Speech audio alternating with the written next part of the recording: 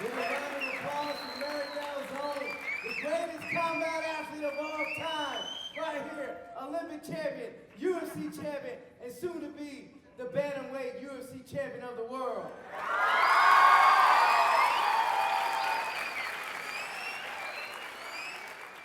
I bring discipline, I bring attitude, I bring consistency. You know, being an Olympic gold medalist in the sport of mixed martial arts is, nobody in the world has it. I'm the only guy with that resume, Olympic champion and UFC champion. I really want to make sure that you guys leave here just thinking different. It's surreal for me because it's a place where, I mean, this is where it all started. I remember lacing up my wrestling shoes for the first time here in Maryvale.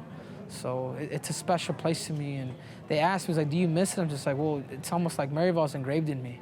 I spent so much time here that it's instilled in me. So it's a big part of my life, my heart.